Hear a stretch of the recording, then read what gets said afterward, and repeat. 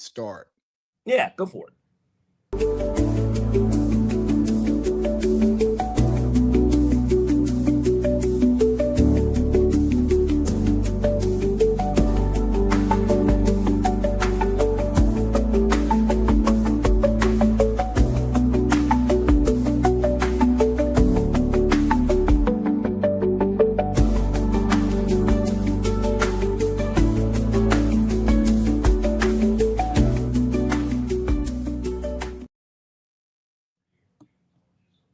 How we doing there, Parlay Pete? We are doing fantastically. How are we doing today? Not too bad. I meant to have some intro music ready for you, but then I fucked up. Oh, dang. I messed up again, too. I figured you were maybe going to give us a little bad and bougie or something like that. No, I was going to give you one better than that. Considering the pre-production speak. No, I was going to give you a better one. How much better? Oh, okay. Yeah, but it's still on theme. Shout out to all my trap niggas. Shout out to my nigga Bo. I see Trap. Hey, it's funny. So when we would see Trap, this is what we would say to him when we would see him. We'd be like, Trap. I remember. Yeah. Man, I know we probably talk about this more than we should on this show, but I think Migos and Future will always hold a more special place in our heart, despite how they're rated as artists, just because we were literally in the places that made their music pop when their music popped. Yes. Like, yeah, the Travis Porter shit was cool, like all the other Atlanta niggas, but like they ended up not like becoming legends. We're talking about like, legends. People who can be your favorites of all time, and you're not gonna get laughed out of a room. Yeah, we were there in real time. Yeah, like when you didn't expect the Migos to just make hits yet. You know what I'm saying? They just making club bangers. Yeah. Man, I miss the Migos, man. RP. Migo. Goddamn. How do we end up even talking about the Migos in pre-production? Because it started with the J. Cole aspect, but then I had said we somehow had gotten Drake into it, or maybe I kind of brought Drake in. Well, I brought him in because of the J. Cole speech and your OVO. It was Joe Budden. Nah. So what is it? Do I have an OVO chain or do I have a good music chain? Which one is it, Lee? Or I'm repping both? Yeah, you watch House of Cards? No. Okay, never mind. Never seen it. I just started watching it last week. Yeah, I'm years late. It's good. I obviously, I've heard a lot about it, but I never no. Okay. Well, there's a lot of TV. I just am not a TV guy, and I know you say you weren't either. But like, again, there's certain shit. Like, again, I've never seen Sopranos, The Wire. There's just a lot of stuff. That's the one good thing about if you're in a relationship, you get put on the TV stuff because women watch way more TV than guys like us. Like we're sports guys. Absolutely. I think I might have told you this because an example of that for me would be a movie, even. The Truman Show. I'd never seen The Truman Show. Couture put me on, watched The Truman Show, blown away. It's crazy. It's kind of one of my favorite movies. It's so. I'm never looking to watch a movie on a weekday. Like I'm not coming home from work and turning on a movie. I might binge a series, but I'm not turning on a movie. But even with your shorty and y'all get off from work and she's like, hey, you want to watch this movie? Yeah, no problem. And you might watch two. Isn't it easier? It's easy though. Yeah. You don't have to cook up something, whether it be just from a we're just tired standpoint or I don't want to. You can order takeout. You can do what you want food wise. You can cook together, whatever. But it's easier, especially, and even let's just say, man, I really want to get my dick sucked tonight. or something. It's just it's easy. It's like an easy listen. It's just easy. Yeah, like when y'all watching that movie together, there's gonna be some type of cuddling thing going on, and if you just get like a little bit of wood, you just start popping it up, and she feels it. Yeah, and depending on how they're laying on you, if their head's like kind of in your lap, they can feel it, but then you're just touching ass. Yeah. Oh yeah. Handful of it. Yeah. It sets itself up very nicely if you're a man and you're heterosexual and you like women. It's very. It's natural. Well, I don't know how else to put it. To be honest with you, it's natural. It's honestly unnatural to be on a couch with a woman watching something and there not being some type of physical contact. It's weird. Some type of physical contact and or right, because what's the point of the movie at that point? I mean, it might be a good movie. Yeah, but then at that point, you've probably seen it before, or it's literally something you didn't see in theaters, and then it's like, well, why did you guys go see it in theaters if you wanted to see it so fucking bad? You can watch it by yourself if it wasn't in theaters. You're watching it with a chick. She's either seeing it because she took another John out, or if it's actually your girl, then why didn't y'all go see it? Hey, what are we gonna now? There's because then it's not about the movie, is what I'm saying.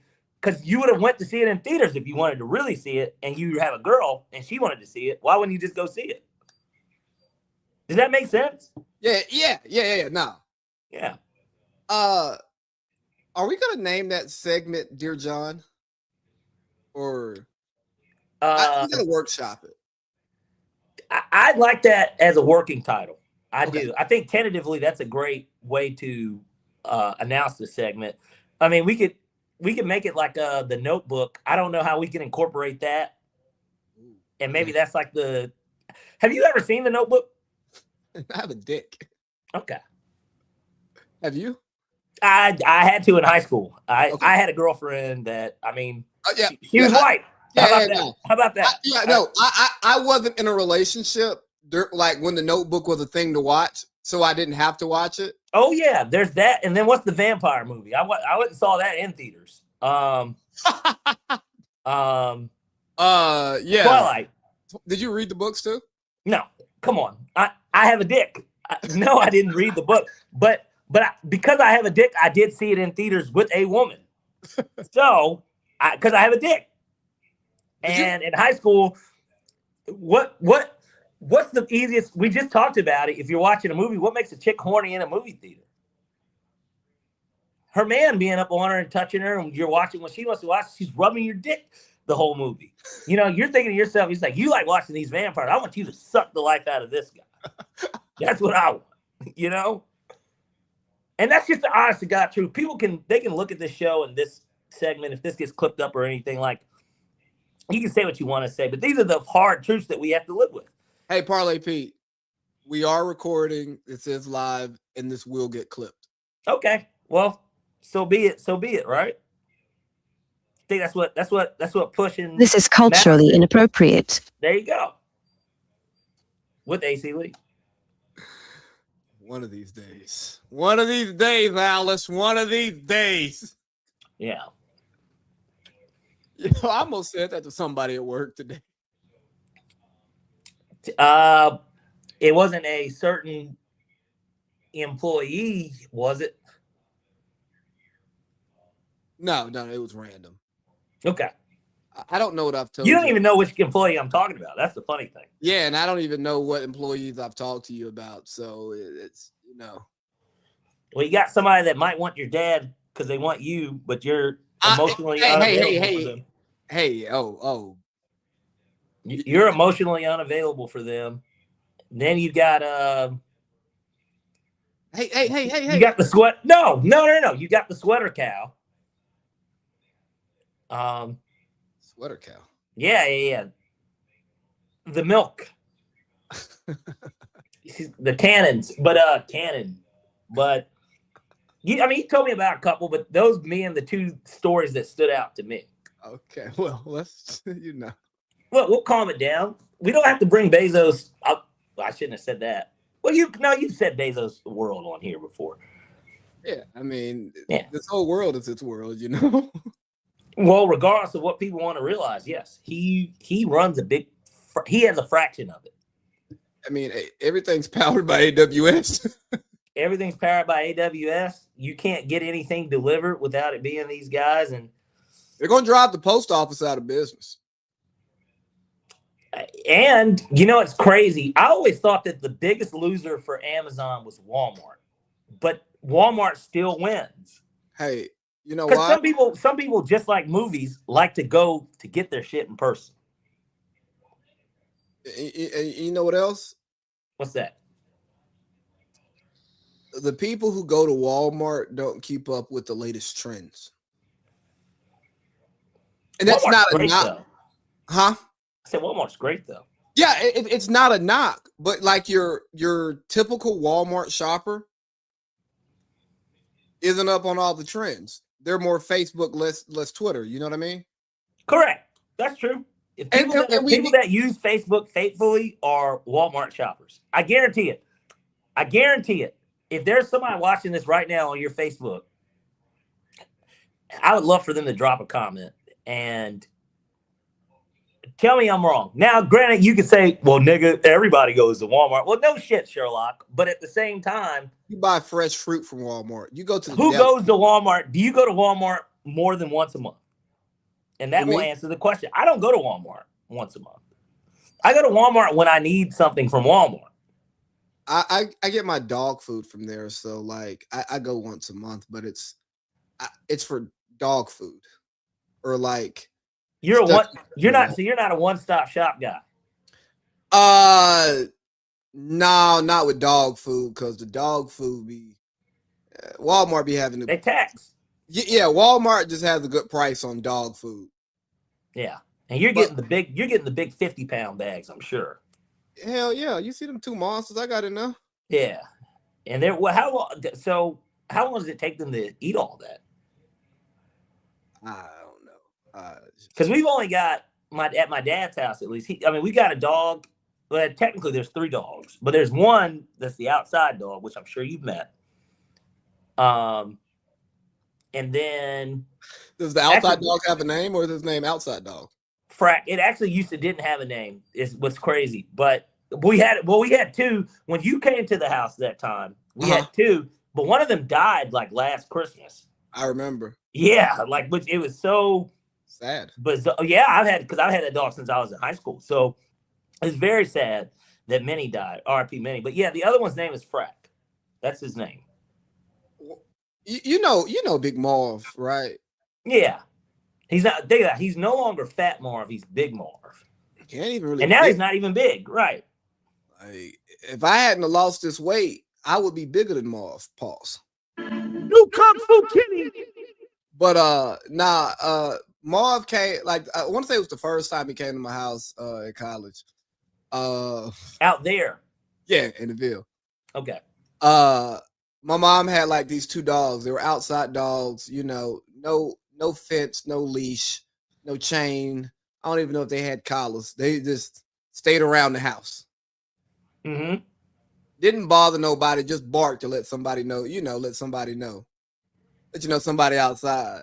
Marv asked me their names. I'm like, bro, I don't know them dogs' names. I just came home one weekend and they was here. So he named them Dog 1 and Dog 2. Now, which one was Dog 1 and Dog 2? Didn't matter. Dog 1 and Dog 2. And obviously, I know you got Gucci in California, right? So yeah, I didn't have my dog died in high school, my Siberian Husky, and I didn't have another dog. Oh wow, you had a pretty dog. Yeah, I didn't have another dog until I got Gucci. My mama would get like little yard dogs, but they were her dogs. They weren't your dog. It wasn't your dog. Yeah, and I was in college, so like I wasn't even home when she was buying them, and they probably run away. I don't know what happened to them dogs. That's such an interesting thing, because that's kind of how we were. I grew up with dogs. We had one family dog. Like, that dog is so crazy. This is a true story. That dog is buried where we have a mural set up for my mom where her ashes are.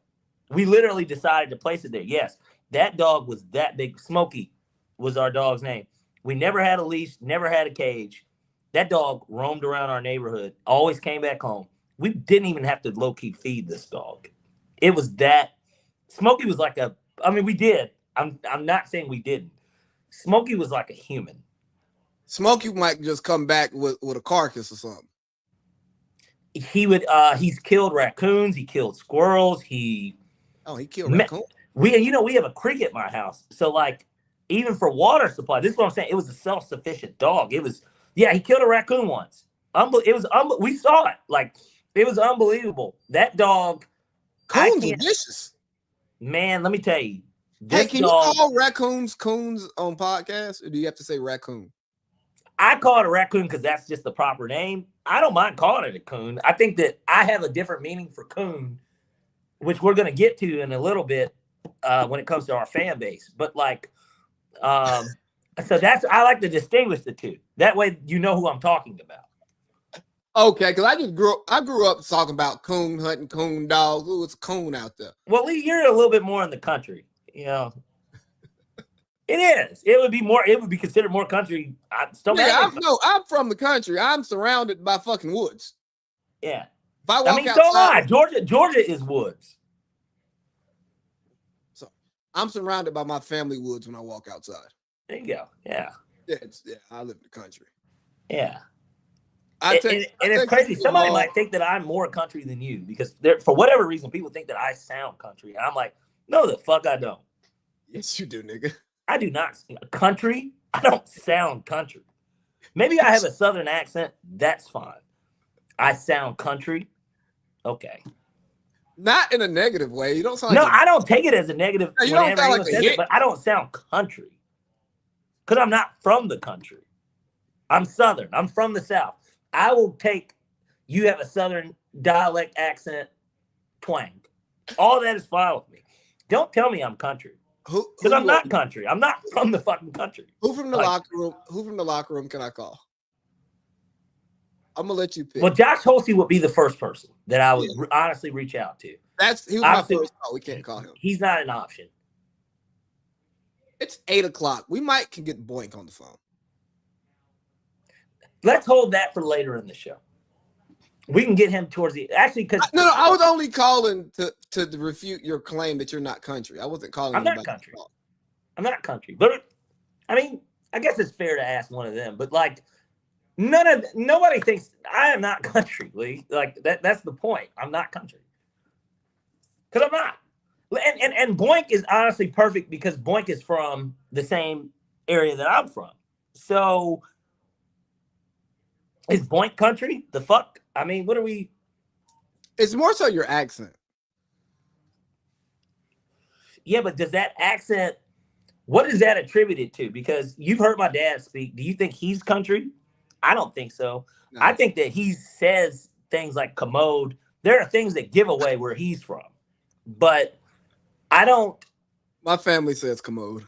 Yeah, well, but my dad is from the country, and he's the only parent from the country. My mom is from urban city, Wilmington, Delaware. Like she wasn't country at all. Like, do you think Justin's country?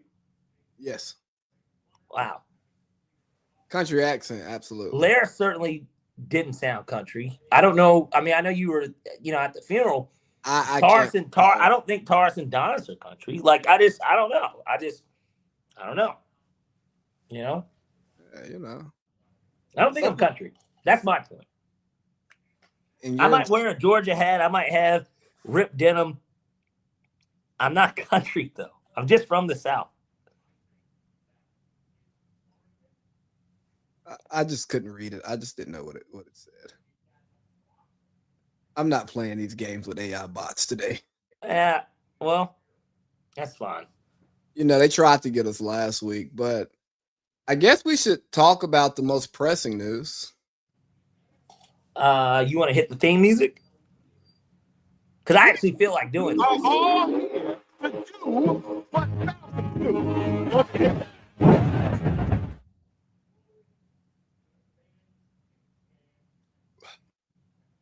The Falcons have their guy. Falcons hired Kevin Stefanski to be the new head coach. Parlay Pete, at Baked Pie on socials. What are your thoughts? B plus. I'll go ahead and get ahead of it. In terms of the initial hire, when I first heard it, I said B plus, and here's why. To me, he was the best available candidate in terms of for what it is that you want. And what it is that we wanted was three things: offensive minded, experienced, and younger. He's 43. He's coached as a head coach in the NFL for 6 years, and he's an offensive-minded coach with an offensive background. Obviously, he had spent years with the Vikings organization. Think about it. Before he went to Cleveland, that was literally all he knew. He had been with the Vikings since 2006. So think about it. He was with Brad Childress, Zimmer. He's so, he got a network. Yeah. That's three different guys that he was able to stay in the building for. 3 different tenures, and each of those coaches honestly had success. Brad Childress, obviously Brett Favre, NFC Championship, like Adrian Peterson's getting drafted.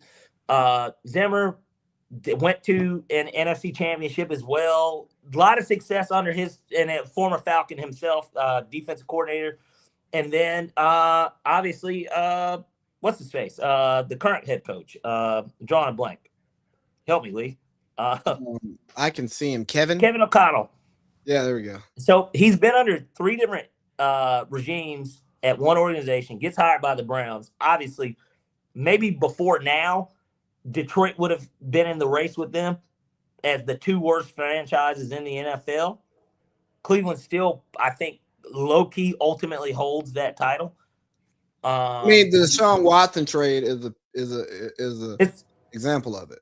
Yeah, I was gonna say an A word that you normally use about what that was. I don't know if I don't want to be that insensitive on these clips, and so, A word. Oh yeah. Oh, exactly. That's what that trade was. And wow. I know. I didn't want to say. You're gonna implicate your mans like that on camera? Nobody has the tea leaves. They don't even know what I'm talking about. It might start with an A and an S. How do we know what word I'm even talking about? Could be ass. Plunder. It was the most ass trade, Lee. God, I didn't want to say ass. I don't want to do that type of stuff. But the point is that this is a guy that came from that organization. This is one of the worst organizations ever. And it was one of the few things that they did right by hiring him. He's a 2-time coach of the year. Notice how I didn't even bring that up in terms of the 3 check marks that I needed for my head coach. That was a bonus. Fuck him winning coach of the year, honestly. I think it's impressive. It's great. Bill Belichick might have 2 coaches of the year, and he's coaching the National Football League for 20 plus years. So it's great that he has those, but that's not even why I like to hire. I like to hire because at the end of the day, he's bringing things that the organization needs. And I know that we're going to get into everything outside of the hire, but from X's and O's standpoint, this guy was the right hire. He was the best available hire. Mike McCarthy would have been the only other person, if we're talking about resumes, that you wanted to bring in. And then I know a lot of people wanted Clint Kubiak because, of course, the night that we hired him, they put up 41 on San Francisco, and they're in the NFC Championship. But what people fail to realize is that we've already hired a hot Seattle coordinator once. It ended badly, started great. Obviously went to the Super Bowl with DQ, and DQ's landing on his feet and has a coaching job again. But no, man, we needed somebody that had experience. This guy's got experience. We needed an offensive-minded coach if you believe in Michael Penix, or even without believing in Michael Penix, you're going to eventually need to replace him too. You need somebody that's going to be able to work with that quarterback because everything else is in place. Brick's not getting a head coaching job anytime soon. Exactly. And in Cleveland, he didn't have these things in place. He had when he first got there, he had Baker Mayfield, who many had looked at and said, I don't know. Basically, that's what Baker was at that point. He was a I don't know type of guy. Oh, we saw flashes when Freddie Kitchens was calling plays his rookie year. Yeah. He was a I don't know guy. And actually, I went to the game where he went off because the Falcons played them. I was at that game. I paid $120, Lee, to sit on the front row at the 50-yard line in the freezing cold. And again, Baker was I don't know guy, but he gets there. What happens? Baker wins 11 games. They go to the playoffs. People are talking about Baker might need an extension, which everybody knows if you're a quarterback that got drafted by a team, there is no such thing as a Sam Darnold, Geno Smith deal for those guys. Now, they might not get the Supermax, basically, the highest. Like Bryce Young is not going to be the highest paid quarterback if the Panthers go 8-9 again and they decide to keep him. They're not going to pay him $60 million, but he will get 40 over 3 years with 2 of those years guaranteed. They're going to pay him well. He'll get $20 million a year. And, probably 25. And we got King Atlanta supporter 1. I'm just happy changes in Atlanta. We love it. We love it. And that's kind of how we feel. There needed to be some change. I love that picture too. Hey, add to the notes that we should talk about MLK as Morehouse niggas. Yeah, absolutely. Absolutely. But yeah, I guess my thing is this. It's just this hire, it shouldn't be as polarizing as it's been. And I know that you'll probably, we're going to hear your thoughts on this shortly just from the X's and O's, and we'll get to kind of the outside noise of it. But I just think that it's the right hire. In terms of what's available, there isn't anything better that the Falcons could have done from an X's and O's standpoint. There wasn't a better hire. It checked the most boxes. So I'm happy with the hire. Obviously, I wish that we could have gotten somebody sexier. Yeah, of course I do. But in this hiring cycle, I like this hire. Hey, sexy guys aren't usually single. Exactly. Right. And then there's that aspect of it. Not for Mike Vrabel, who we had in the building. But and this isn't college football quarterbacks where everybody just wants to transfer every year. They can't be that sexy guy. They can't be the sexy guy that can just pick and choose who they want to fuck. They're not Leonardo DiCaprio, where they can just, I'm getting on the next hot train as soon as it's available. That's just not the way that the NFL works from the coaching standpoint. So, but what were your thoughts? All right, so you went to the grading system. I'm going to give it an S. Just satisfactory, huh? No. Show me on Sundays. And King Supporter 1, honestly, I agree with you on this, and we'll get to that. But I did want to just acknowledge you. So if we ignore you for a minute, please just stay with us. But hey, I do appreciate you chiming in. But yes, absolutely, the general manager does need to be a tough person. It needs to be somebody that commands respect of everybody. And speaking of giving grades an S, hey, man, anybody watching the show, man, hit that S and subscribe to this channel so you can see all the content that we put out, our weekly shows, so on and so forth. But I give it an S. Show me on Sunday starting in September. I don't care about the head coach and hire. I don't care about the Matt Ryan. I don't care about who the GM's going to be. I don't care about who we draft. I don't care about who we pick up in free agency. Because I've cared about these things year in and year out. And the thoughts and cares and analysis and so on and so forth did not matter because we didn't win on Sunday. And over the last 5 years, going to Falcons games, watching Falcons games, every season we legitimately could have won 10 or 11 games. And we won 7 or 8. And in those seasons of winning 7 or 8, nigga, we could have won like 3. Like, that is really the difference in these games. Like, a swing here, a swing there, a season on season. So that led me to believe, hey, the margins are super slim in the NFL. Even when, like, that ass whooping by the Panthers. We both watched that game and said, oh, they didn't really beat us that bad. It was this. All of this makes sense. The score was misleading. Yeah, the score was not a reflection of the game. Like, our offense actually was better than theirs, but we couldn't do shit inside the red zone. So it was just weird. So in saying that, it doesn't matter. If Stefanski's the right guy, but the GM's the wrong guy, it doesn't work. If Stefanski's right, the GM's right, but they can't get quarterback, it doesn't work. If Stefanski and Brick don't mesh, it doesn't work. if we have a rash of injuries, it doesn't work. So instead of getting caught up on predictions as a fan, just show me on Sundays, starting in September, man. That's such a cop-out answer, Lee. We want to, yes, that's ultimately what we want, but we want to know what you actually think about the hire, not what you hope to see and your optimism. I want to know truly, do you think that this was a good hire? He met the wickets of what I wanted the Falcons to prioritize. So he checked your boxes as well. Yes. I am based on past performance. I'm happy with Kevin Stefanski. And as we transition this into the more spicy part of the conversation, getting into some hard R behavior. Yes. I saw the graphic of Stefanski side by side with Raheem Morris over the last 2 years. I heard what they said on the arena. You know, there's some more stuff going around. Here's what I want y'all to know. A lot of these people did not watch the Falcons, do not watch the Falcons. A lot of these people did not watch the Browns, do not watch the Browns. Nope.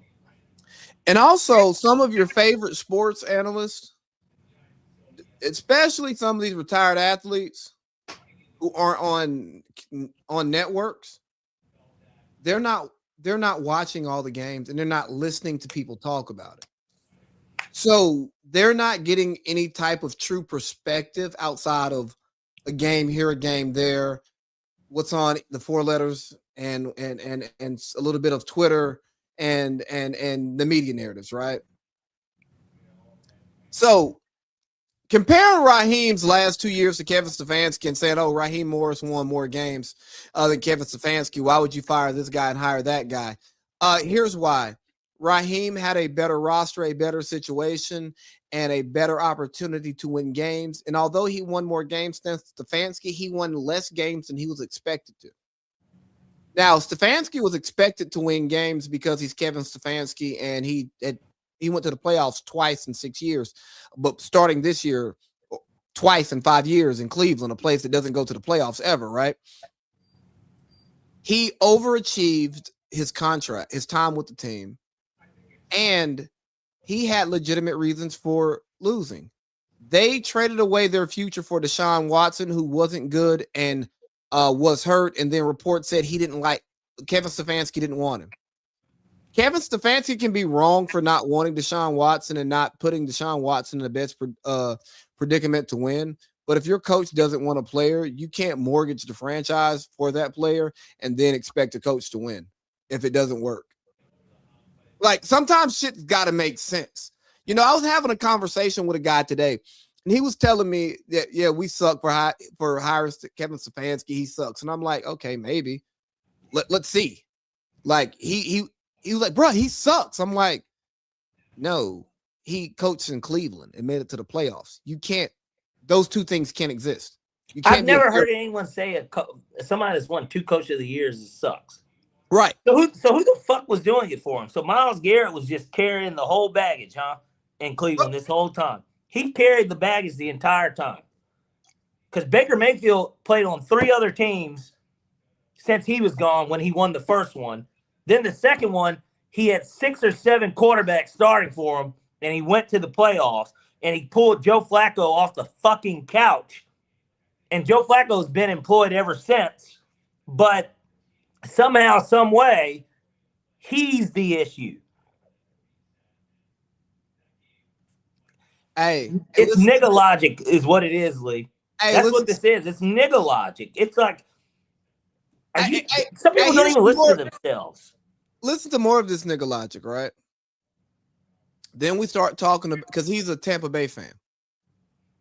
So he's already got his bias anyways. So, but then he starts saying, we need to fire Todd Bowles, but fire Todd Bowles. He sucks, this and that. I was like, he's won the division every year except for one as the head coach. He has the best record in the division since he's taken over as the head coach. Why are you firing him? Dog, look at what we're doing. I'm like, y'all haven't had a Super Bowl roster since the Super Bowl season. Well, Like, I don't know about that, but go on. Maybe the next year, but nobody expects you to repeat. 2 years after, I mean, they could have beat Detroit that divisional game. With Baker? They could have, they could have won that game. Yes, but again, they weren't that was a good They season. weren't expected to. You're right. The expectation was not that. This year was, if anything, right. Even more reason why you don't fire him, not to cut you off, but he overachieved. Yes, this year was the first year that Tampa underachieved since Todd Bowles has been the coach. And our division, not the records, the actual teams, the players on the field, better than you think if you did not watch the NFC South. The way that Carolina could have upset the team that's in the NFC Championship and already beat them in the regular season, but they were 8-9. We were 8-9, but we beat the Bills. We could have beat the Rams too. We beat the Bills and we beat the Rams. We could have beat the Patriots. We were in the game against San Fran, but we lost to the Jets and we lost to the Dolphins. Right. And there's our season in a nutshell. That's the Falcons. Right. But my point being is, hey, these teams are good. None of them are Super Bowl teams, but the top 3 8-9 teams all could have easily been 11-win teams, and they would have been talked about differently. The Saints gave people fits. Yes, once Chuck got in there, they were giving people fits. I mean, those games were competitive. You know what I'm saying? Like they were covering these ridiculous 11, 12-point spreads. Yeah, and so I'm going back and forth with this guy, and I said, why are you firing him? He underachieved this year, but Baker was hurt. And this wasn't even a sexy coaching hiring cycle. No. There are only about 2, again, which I think Stefanski was one of them. There's only about 2 or 3 guys that were truly desirable. Everybody else was going to be a retread, which I guess Stefanski is. Well, they all are retreads, right? But 2 in a possible. Because LaFleur was the possible. But until he's available, he's unavailable. Right.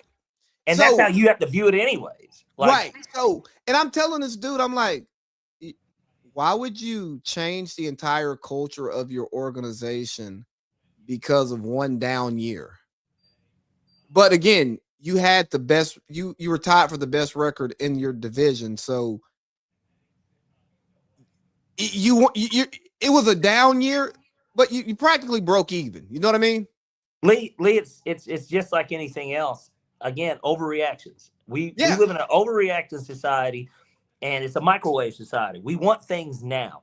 And if something's not being done now, everything's always going to be, what have you done for me lately? But we forget, we have quick memories. Everybody has a quick memory. You don't remember anything that's already happened, and you look at, well, what happened today? And that's just the issue of where we're at. When you brought it up earlier with Stefanski winning 4 games in Cleveland, but Rod winning 8 games here. If the NFC South is the worst division in football, and I would argue the AFC North is the best normally, right? So he's going against Burrow, Tomlin's Steelers. Well, and we can even just say it, fuck it, Aaron Rodgers and Lamar Jackson and the Ravens. They're expected to finish last. This is like Kentucky or Vanderbilt finishing 7-6 in the SEC, and then, or 6-6 in the SEC, and then in the SEC, and then you look at the ACC, and with Raheem, we are Miami or Florida State, but we're 7-5, we're 8-4, and you're supposed to be the we're Clemson, actually. You got all this talent. There's no other team really in your division that's in your way. Why the fuck are you going 8-4? Why do you have 3 conference losses? What is that all about?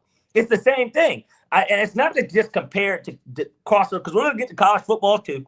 But it's not to cross compare. But the point is that you got this top tier division that this guy's been coaching in. He's won 2 coaches of the year. He's won a playoff football game in Cleveland against a division rival on the road. Ben Roethlisberger's last game. He goes in, they beat the shit out of him. They hadn't won a playoff game since 1994. Baker wasn't born yet, cuz. Wait, we got a comment here because this is important. You young men don't understand the racism that exists in the NFL. Stefanski is getting rewarded for his sabotage of the black QB. Okay. Let me get this one. All right. We do understand that racism exists in the NFL, but we're not talking about race in the NFL. And when we talk about the NFL, we already know that racism exists, and that is queued up into our answers. But see, we're not here to make political stances all the time. We're just talking ball the way sports people want to talk sports. So we're not bringing all that extra shit into it directly. You indirectly inject that into your analysis. Okay, that's the first point. Two, he did it wrong by who? Shador, a 5th round pick that the entire league passed over for at least 4 times. You don't owe a 5th round pick shit. And guess what? They had a 3rd round pick at quarterback in front of him. I think Shador should have went before the 5th round. I think Shador should have went over Dylan Gabriel. I think Shador should have been above Dylan Gabriel throughout the entire process once they saw them play, okay? But that's not how it happened. In the business of it, Joe Flacco, the guy who last led them to the playoffs, it's his job. Ken Pickett, a guy who's been in the NFL and played quarterback for multiple seasons, was a backup on a Super Bowl team the year before. And has been on a playoff. And is a former 1st round pick, where those guys normally do get more opportunities just because of that alone. Right. So Ken Pickett is slotted at 2nd. You have to be a lot better than him to beat him. A lot better. But that's the key word. A lot better. Not because he's black. You just have to be. You've got to show something. And I didn't want to cut you off, but and again, I share the same sentiments as you in terms of Shador. I like Shador. I thought he should have went higher, but and I think he's better than Dylan Gabriel. Kevin Stefanski did not. But let me tie it up on the business, right? Because Shador, the 5th round pick, the 4th string quarterback, does not get the opportunity to show how good he is because of where he falls on the depth chart, okay? Because you only get so many reps. The first team got to get their chemistry reps to win games. Your 2nd string quarterback has to get his reps to be able to be a backup and develop the 2nd unit. And then Dylan Gabriel and Shador are now getting developmental reps to learn how to be pros. The guy who got drafted in the 3rd round versus the 5th round gets more reps. So Shador had so many legitimate roadblocks in front of him that delayed his opportunity to show his talent, all legitimate, that using race is weak and it's bullshit, even if it's true, because there are multiple reasons why Shador had to wait. And I'm not saying it's fair. I'm not saying it's right, but that's the business of professional sports. And I think we need, and this back in this hard R shit, we need less people talking about sports who don't take the time to understand the business of sports. I'm not saying you got to watch ESPN, Fox, FS1 all day, listen to podcasts all day. No, but you should listen to people. If anything, we don't want you, but I wouldn't want you to listen to them because those are the people that carry off bad narratives. I would not tell you to don't drink from a toxic fountain if you're thirsty.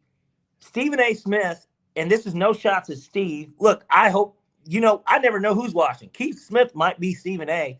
on fucking YouTube watching us right now, making this comment. I don't know. But what I do know is that you will get these toxic takes from these people that will put this stuff out because they've got to make money off of it too. It's the business of fucking talking about it. Yep. They will do it too. Max Kellerman's already said it himself. Yes, white man talking about black man. Yes, right? But the thing is, he's already laid it out. And I know that he's not lying. He ain't lying because that's what it looks like anyways. These takes and stuff get put out to get people talking because it does create more conversation. It's content. It's content. But the idea that anyone thinks that Kevin Stefanski getting hired by the Falcons should matter because Shador played for the Browns and is a black quarterback, and his dad just so happened to be a Falcons Ring of Honor member. This is ridiculous. It's fucking ridiculous, bro. Deion Sanders claims the Falcons, and I appreciate Prime. We do. Like, Atlanta loves prime time. They do. His classic jersey at Walters, like as a kid, when I would go to Walters, when we would get Jordan, somebody that went to church with us just so happened to be a manager, so that's how we got the J's. That's a classic jersey. You go to South DeKalb Mall. Bro, I got one of the jerseys that everybody normally owns. They own Deion Sanders. I got a Prime jersey in the room. Remember, that's the jersey. Yeah, it was our original picture. And that's the original. Well, and that's it in our original picture for the show. That's what you're wearing. So this Atlanta loves Prime. Yes, true. We love Prime. But that don't have nothing to fucking do with this goddamn hire. And people need to leave that out of this. This doesn't have anything to do with it. Shador was not done wrong. Whether Stefanski wanted him to be his quarterback or not is honestly irrelevant. It's irrelevant on two different levels. At the end of the day, he fucking started the last 7 games. So he went to him anyways. And that's job-saving time for him. One way or another, right? Yeah. Either that or the writing was already on the wall. He knew he was fired. And he's like, well, I'm going to just give the fans and the fucking owner, whoever wanted to draft him, I'm going to give them what they want so they can see. Okay, so be it. But then there's 2. At the end of the day, man, Prime don't run shit here. He didn't want Deion Sanders played here for 5 goddamn years, dog. I don't give a fuck how much Prime love Atlanta. We love Prime, but like he played for the Braves too, right? Like I mean, he's a generational athlete. But like at the same time, Deion Sanders don't run shit here. That nigga don't run shit here. No, Matt Ryan does actually. And I feel like it's almost deeper rooted. Now, this is me playing into it. I almost feel like it's deeper rooted into where people are really criticizing this more because it goes back to the hate for Matt Ryan that people have had. He's a polarizing figure here, just as the Kevin Stefanski hire is. It's just as polarizing. People either loved Matt Ryan or hated Matt Ryan. Matt Ryan got the blame whenever we lost, and then when we won, it was about, man, well, Julio, Devontae, fucking Dan Quinn was going to get credit before Matt Ryan. Matt Ryan won MVP and don't get no goddamn credit. Man, from certain people, bro. Fuck his MVP season. Yeah, we can. No. Hold on. No, seriously, throw the MVP season in the trash, and he still is that dude. His nickname, and you know, I'm not a Matt Ryan truther like I know. You are. But you would call me a sympathizer.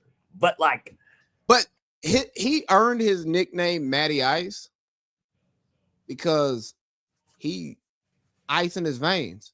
Yeah. Do you remember? He was nice, Trey. No, you remember like in college when, we're down 2, fourth quarter, 3 minutes left. We got the ball back. It's like, oh shit, we might get a touchdown.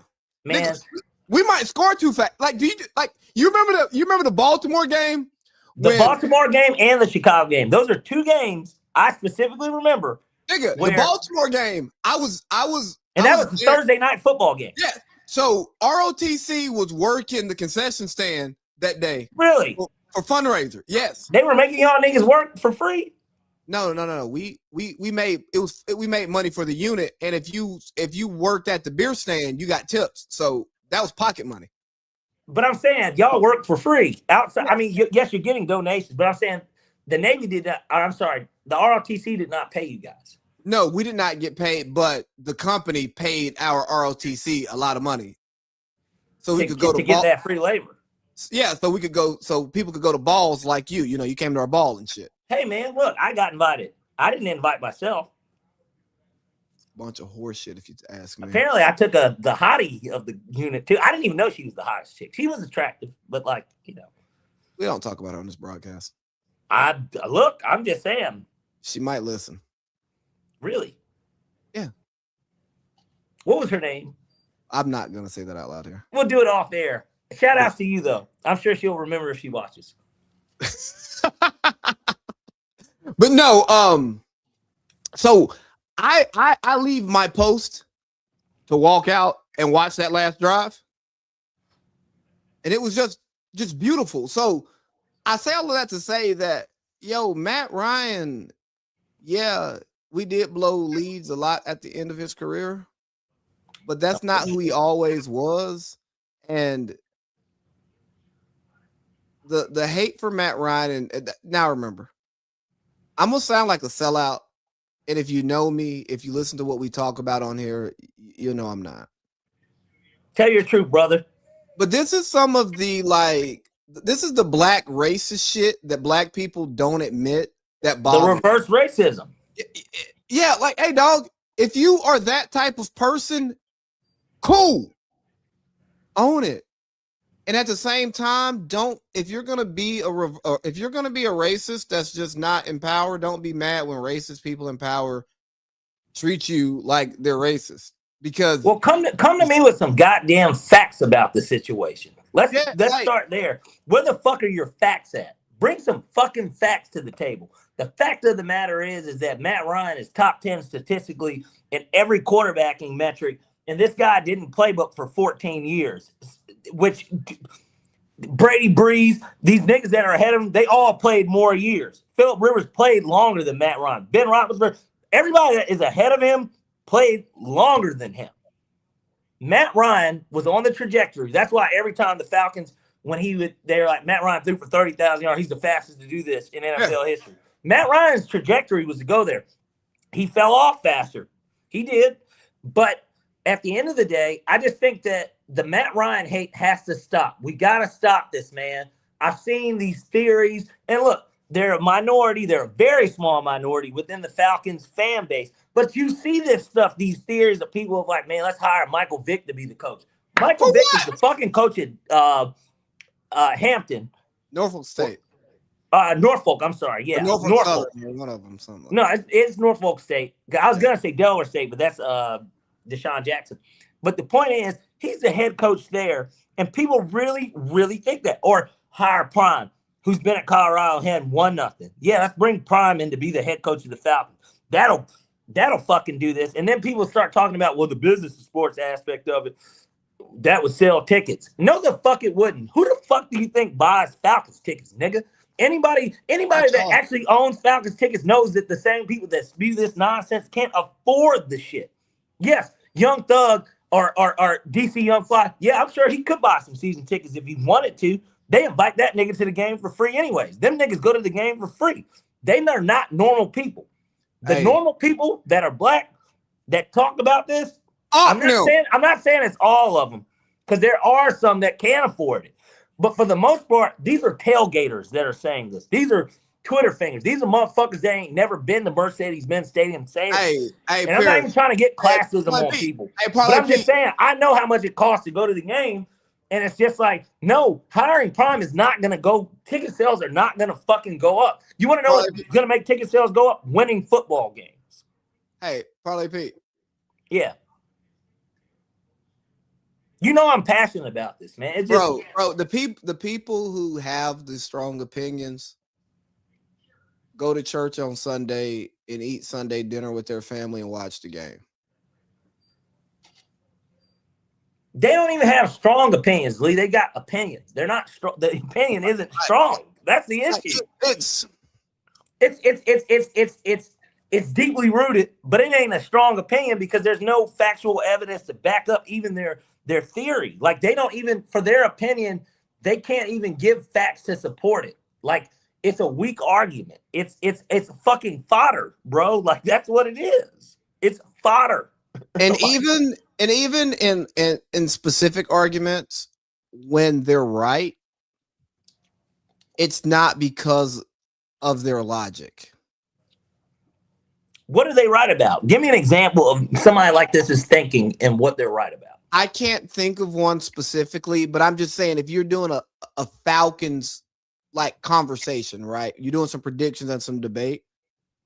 Most of what they will get right, it's not backed in any type of logic, reason, like repeatable process. It's nah, nigga. Like when you say why, when you say why is Mike Vick better, and this isn't right at all. But when you say why is Mike Vick a better Falcon than Matt Ryan, bro? Did you watch him? That nigga Vick fire. Yeah, I had his jersey. I watched him. I say this all the time on this show. He was great. I loved Michael Vick. I had a red 7 jersey. Again, I had a red 7 jersey too. I know you know this, but I'm just saying, for anyone out there that does not agree with how I'm assessing their opinion, I am a Michael Vick fan. I love the way that he's turned his life around and gets on Fox and then is the head coach at Norfolk State now. I fucking love that. Michael Vick is always going to be a Falcon. I love the last home game of the regular season of the Super Bowl year. We played the Saints. We won that game to clinch the number 2 seed. And Michael Vick finally got to get serenaded. Michael Vick had not been back. I have it on Snapchat as one of my memories. I love the moment. He was the last person they introduced to come out for the last home regular season game against our biggest rival. And like everybody loved that Mike Vick was back. That did not change what Matt Ryan's done. And it's not about Matt Ryan, but like it's about the hate and the hard on. It is because they're linked together because basically everybody looks at the lame duck year from Bobby Petrino. We don't even talk about anything about that season. But that's what set up for Matt Ryan to come in. So he's the successor in reality. It's not Joey Harrington. It's not, Byron Leftwich. It's not Chris Redman. It's Matt Ryan. That's the successor to Michael Vick. And the idea that this white guy comes in, he wins 11 games, wins Rookie of the Year, and fucking goes to the playoffs and has 5 straight winning seasons when we never had back-to-back winning seasons in our history. It's, well, he's still not better than Vick. Look at what Vick had. Vick had fucking a Pro Bowl running back in Warwick Dunn, who's a minority owner, who is one of the best good guys in NFL history. Hey. He had Algie Crumpler, a 3-time Pro Bowl, 4-time Pro Bowler. Certainly one of the better Falcons ever. But Peerless Price. Wait, real quick. Peerless Price, as much as we want to dog shit on him, Peerless Price had 1,200 yards receiving the year before they signed him. Arthur Blake was doing Rich McKay too. They did what they should have done. Now, I would have traded for Randy Moss if you could have got him or, from the Vikings. Yes, that's what you do. Or T.O. before he goes to Philly. But they got Peerless Price. That's who they saw. Peerless Price had 1,200 yards. They added him. It sucks that he didn't fucking do anything. They got Jimmy Horn, who was kind of, he's washed up. Joe Horn? But I said Jimmy. Joe Horn, who, look at me. Yeah, thanks. They got him who had been in those Saints Falcons games, the games that people care about. The people that talk about it, the one game that they might have gone to. That's who they got. He was washed up by that point. Brian Finneran, always injured. 4th-round pick, Villanova. Not even 4th-round pick, wide receiver 4 at Villanova. He would catch some balls. We had the number 1 run defense in the NFL at that time. Pat Kearney was a consistent double-digit sack guy. We had a good defense with those teams. Maybe Jim Moore wasn't the right coach. I don't know. Dan Reeves was at the start of the Michael Vick era. Hall of Fame, well, not in the Hall of Fame, but very good coach. Very good. Most accomplished coach in Falcons history at the end of the day. Wait, you been to 4 Super Bowls? Yeah. Yeah, Dan, and people forget, it wasn't just with Denver. Dan was the Giants coach too. Dan can coach.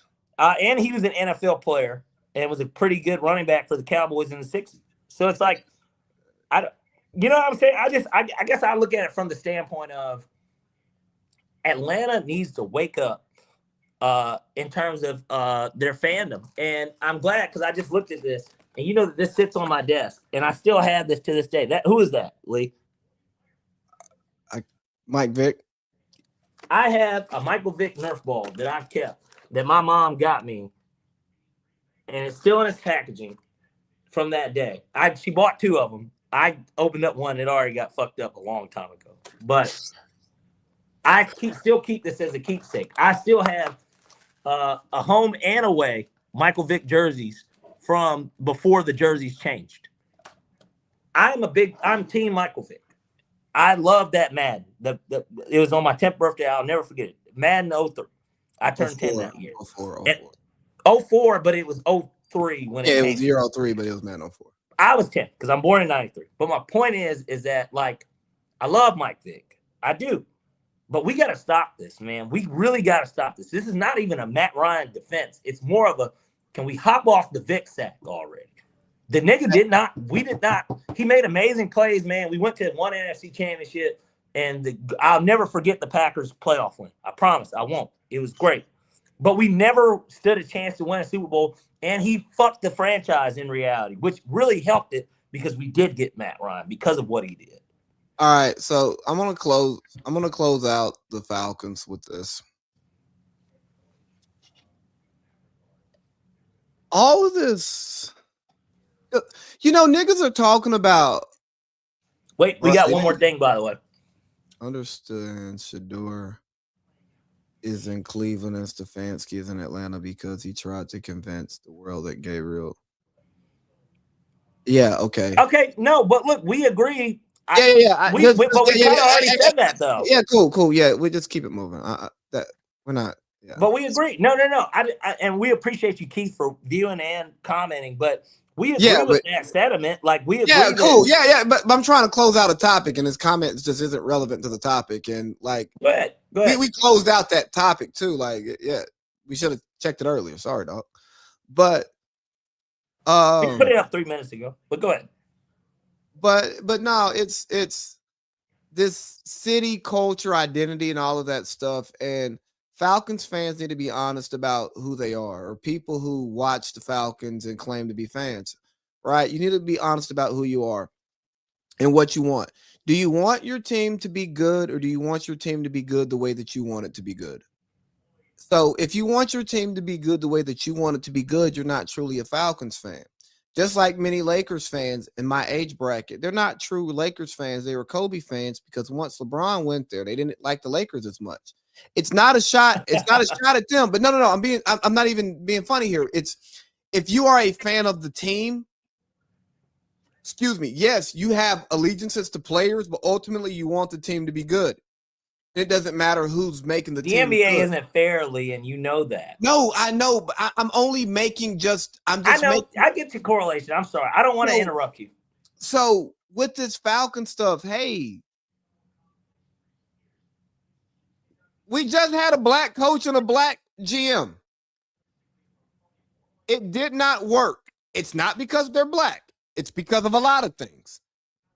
But let's not try to say, hey, let's go get another black coach and a black GM. How about we go get the best coach and the best GM?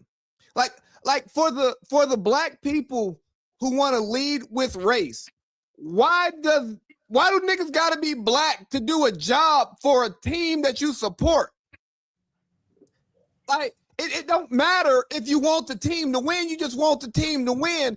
And if you're really trying to be on your pro-black shit and your racially aware stuff, it's like, bro, do you know how many black people are being taken advantage of by the NFL and by you actually supporting the league and buying this stuff and going to these games and talking about it? You are supporting black people being marginalized, even though some of them are highly compensated. Like, you're talking about a league that doesn't have black owners. Like, there's not a majority black owner. A league with not many black executives. Isn't that crazy? There's not one black owner. Head coaches, black offensive coordinators, and see, black DC will top out as a DC a lot of times. You know what I mean? But they'll get one chance to be the head coach. I don't want to. Right. I'm sorry for cutting you off. You're spitting, brother. Continue. But then, like, if you're an OC, because you coach offense, that makes you a better head coach, even though being a good head coach honestly has nothing to do with your play calling. It can, but it doesn't have to. It's running an organization. So it's like, what do y'all niggas want, bro? Like, hey, if you want a team ran by niggas the Atlanta way, you raise up the money and you offer Arthur a deal that he can't walk away from. And you name them the East Atlanta Birds. Yeah. But no, take it, like, dog, stop. And everything, even though race matters in everything doesn't have to be about race. Sometimes we can be blissfully ignorant. Sometimes we can say, hey, I don't care if this is an oppressive thing that's happening to black people right now. I fucking enjoy it. Because you niggas still wear Nike. And guess what? People in other countries are being oppressed to make that Nike at the price that you buy it at. And guess what? Those margins look great even when the stock price isn't. Like, niggas ain't taking pay cuts. So, like, Just stop being a moralist. Have your moral standards where you want to have your moral standards and all of that stuff. But dog, but miss me with all of that. Oh, Dion doesn't like Stefanski because he fucked over Shador. What the fuck Shador got to do with what we doing in Atlanta? He a 5th round pick. Nothing. 5th round pick. Nothing. It has nothing to do with it. And again, and we'll put a bow on this thing and close it up, and maybe it'll get revisited at some point, certainly around the draft or whatever, since now our coaching staff is pretty much set in stone. But fuck again, Tommy Reese. Yeah, which none of us – people want to talk about outrage. Let's get outraged about that. Let's get outraged that he's bringing him with him. That's that guy who I don't like, Robinson, Zach Robinson. Zach, what's his name? Well, Zach's and to your Tampa Bay point, I meant to bring this up when I did the SEC ACC comparison. Zach Robinson got a second interview for OC with the Bucs. Now, I'm not complaining, but if there's anything that your buddy should be complaining about, that's what he should be scared of. He should be afraid of that. He's worried about the wrong people because they've had 2 offensive coordinators that were in the playoffs this year. He needs to be worried about that. Maybe Todd Bowles ain't the reason for the season, but at the end of the day, he's the head man, and he was able to manage that and then pick the right guy to promote. And then this next guy didn't work out. They fired him, and now they're trying to bring in that guy. He should be concerned as hell about that. That's what he should be worried about. So, but to put a bow on it, at the end of the day, Stefanski's a guy. Give him a chance, one way or another. Let's reserve our energy on criticizing a new regime before anything can even happen. We're already starting off without a 1st-round pick, which is fine. We're all okay with it. We should be okay with it. James Pierce is our 1st-round pick, and let's say that we had our pick and James Pierce played for the Rams this year and he had 10.5 sacks, and we traded this year's 1st-round pick for James Pierce and the Rams accepted. Let's look at it that way. To put it in layman's terms for the niggas that can't get it through their fucking heads. Let's look at it that way. Hold on. Make it simpler than this. The guy that we pick in that slot next year or in the upcoming draft, will he be better than James Pierce? You can look at it that way too, but let's just look at it even better as if James Pierce was drafted by the Rams this year. He had 10.5 sacks, and for whatever reason, we offered them the 12th or 13th, 14th, whatever our pick is, and we said, hey, we'll give you that for him. Let's get him and Xavier Watts, and we'll give you this. And they were like, done deal. Let's look at it that way. Everybody would think, man, these guys, they fucking got away with fucking armed robbery. That's what everybody would be saying, though. Hey, you know what Les would do if Matt called him with that shit? Let me tell you, he'd block. Hey, Matt. No, he'd block Matt's number, nigga. You know, I would tell him, hey, Matt, suck the skinniest part of my dick. Lee, I'll do you one better. He does that. He picks his ass up and he farts into the phone and hangs up. Hey, no. Like, Matt, I'll let you fuck my wife before I make that deal. Get the fuck off my phone. Yeah, and then you hear, dude, it clicks. That's what happens. That's what happens. But wow. But hold on, let's stay here for a quick second because I think that's an important thing to talk about is, again, the media. We've been almost an hour. Well, I know that we started off talking. We've gone almost an hour, Falcons. I know. But this isn't even the Falcons. The media, the business of the media, the money behind talking. You know, you used to get paid to talk, and then eventually you tied the talk to the pay instead of the pay to the talk. Mm-hmm. The media will start just saying stupid shit just to create a narrative. Hold on, I lost my train of thought. What were we talking about? We're talking about, we were putting a bow on the Falcons. Yeah, but there was we started spinning out. Fuck. No, that's what we were on the Falcons. Yes, but what? We're talking about the NFL. NFL. Fuck. But what? When I was talking about the media, what was I saying before that? We didn't get to it. That's what we were waiting on. Yeah, but I'm saying before that. Like, what was? We didn't get to it. That's what I'm saying. I was putting a ribbon on the Falcons, and he said, "Well, let's stay right here." Yeah, but when I said let's stay right here, what were we talking about? There was like a topic within the Falcons. I'm trying to like replay what we were saying because there wasn't media. It wasn't about media. I know. Like it was the specific thing that we were talking about. And I was going to tie it to the media creating narratives and how they make money off of these different narratives that aren't reflective of what's actually going on, but then they become reflective of what's going on. Like I was going to tie it in. I fucked it up. I'm sorry. That you will probably bring it in all together one piece once we get to that, but we might as well go ahead and transition into the championship weekend that we got coming. I guess. Well, you want to recap last weekend? How do you want to do it? You want to talk about the games last week first before we get into the championship week? Sure, we can do just a really quick summary on those games, but obviously Bills Broncos was first. Broncos won, which anyone that tailed my Broncos money line hit. We lost on the under. Broncos won a close one. Very costly for them though, because Bo Nix breaks his ankle. But all in all, pretty good game. Very on par with what the playoffs have been this entire time. And I think that when you look at that game, Josh Allen has 5 turnovers. Crucial, naturally, in a 3-point game. I mean, it's a game of margins, went to overtime. Josh Allen cries at the podium, says it's his fault, which oh shit. Sure, but it kind of isn't because they're not there without him. I mean, there's a lot of different players. All over. Yeah, it's crazy. And of course, the Bills fire Sean McDermott, something I've kind of been saying that maybe should have happened last year. But hold on, you're going too fast. If you're going to talk about we can state of the game, but no, that's a part of the game. That's the reason why. Let's talk about the best football player in the world. Let's talk about the best quarterback in the world. Let's talk about the quarterback who has deep playoff experience against quarterbacks who didn't. Let's talk about the GWH. You know what I mean? Let's talk about the MVP last year. Let's talk about how Lamar got Harbaugh fired.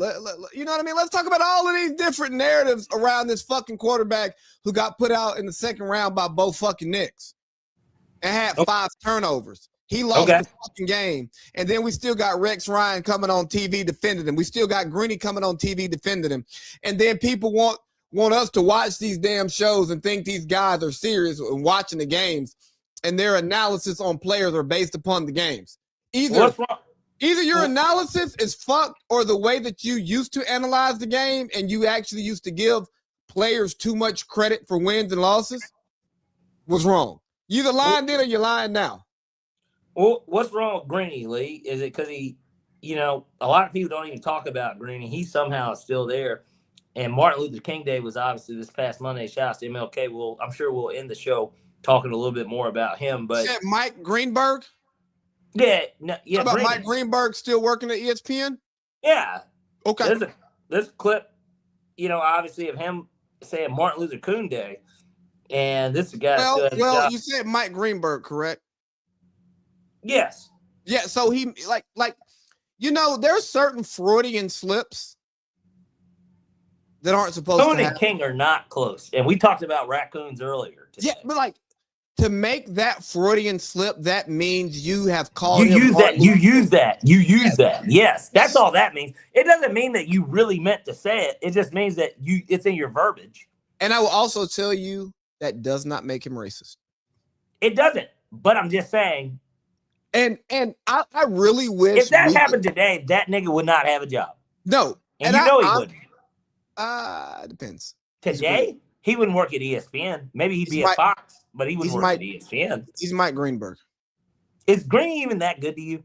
And we're not going to get into a whole topic on him, but I'm just curious. Not to me, but the way he's just a vet. But the way that people in the industry talk about him, they say he's amazing. Like he gets credit for teasers, the Greeny tease. That's crazy. New Kung Fu Kenny. Yeah, that's you're wild, man. You're wild. Hey, would a Greeny tease be a Greenberg? Let me tell you, Lee, you just did the Sam Raimi Spider-Man joke, and nobody laughed. Do you know what that joke is? I just know it wasn't a good one. Well, you've seen Spider-Man 2 with Doc Ock, right? Who knows? Maybe. You have. And he says, before we get started, was there anyone that lost a large stack of $20 bills in a rubber band? And then he says, well, we found the rubber band. Yeah, it's just like, that's a good one, Doc Ock. Really had the whole place going crazy over it. It's a good joke, though. It's a good joke, but it's like, you know. Yeah, it's a dad joke. I know, but. Exactly. That's basically, it falls in that category. But no, here's where the media loses their credibility. Similarly in politics, the way that like Trump's are we going to get to Jasmine Crockett? Are we going to have enough time to touch up on that when you said what you said? No. Okay. No. We can table that ass itcher. This is a Falcons show, Lee. So we can 5-minute the shit out of topics. Yeah. Go back and forth, get an opinion, and then close it, and then move to the next. Yeah, I just really want to give Josh Allen the time that he deserves on this platform, because it appears that the national platforms are Lee's happy that he was right about one of these great white hopes that didn't work out. He hated fucking Jokic. That shit aged like milk. You kind of hated Luka. I mean, the Luka hate is my Luka hate incomplete. It's incomplete. It's incomplete. Because he's like proved it, but then also like, well, hold on, man, look at this. My thing on Luka was, how are y'all saying Luka is this, that, and the third, and James Harden isn't, when their games are the most similar? And Luka, although he led his team to the finals and James Harden didn't, Luka has not surpassed anything that James Harden has done. And if we're being honest, if James Harden played against a team that Luka played against to go to the finals with his team, he would have won that game. He would have won that series. Do you think that – so, well, all right, well, time out. Sid, is your belief that if James Harden in – what year did the Warrior – 2020 – no, what year was that? The Warriors went 73-9. Oh, no. That's 2016. 2016. Damn. Yeah, it was. You're right. Kobe's last game. I'm talking about the 2018. I'm talking about 2018. But I'm saying if Harden that went to the West Finals against that Warriors team, if he was on the Luka team that Dallas won the West, would he have won the finals against the Celtics that year? If that was just you just swap those two in history? No, I doubt it. So this is what I'm saying. They're But I do you think it's a white bias? No. You were right on my Jokic and all of this stuff. I never understood why you hated Jokic like that. I didn't. It was crazy to me. I think Jokic is the best center ever. No. My opinion. Yeah, I didn't hate Jokic. It's really nuanced, and okay. I don't want to get into that today. We can actually unpack that one day. Like we can play. We'll have plenty of time to discuss. After Super Bowl. But the Luka thing was, my thing about Luka was, he's white, less athletic James Harden. And that's the category he needs to be put into. God, they're damn near just both as good. I mean, and James Harden is one of the best scorers, but they're really on that same level. Exactly. And James Harden's actually a better shooter than Luka. And I agree. As a pure shooter, I take Harden over Luka. But I think Luka, he's bigger, he uses his body better. And if we're being honest, I'm not talking about just stats. I'm talking about playing basketball. James Harden is a much better basketball player than Luka, because James Harden has been a six man and ran the second unit. James Harden has been a nigga who averaged 35 and 10. Luka's got more career to go though. He's young. I know. It's incomplete. Yes, I know, but you're saying at this point in Luka's career versus Harden at this point, you would take Harden. Yeah, I'm saying Luke. Yes, but like at year 9 or whatever, year 8, whatever year Luka's in, you would take Harden from what you know versus what you think Luka's gonna do. Yes, and that's the way I can agree with that. But Luka is talked about like he is head and shoulders, and his ceiling is going to be above James Harden. 5 straight first team All NBAs. And Yeah, that's a metric kind of, but but it's stats. Like, and don't get me, I'm not shitting on him. He's fine. Like, I love to watch Luka play basketball. Like, but when you start talking about winning championships and the things that Luka does and doesn't do, and the way that it's hard to fit talent around that, like, there's not much difference between Luka and Joker. And Westbrook. No. I'm gonna say Luka and Joker. Hold on, hear me out. I am. Go ahead.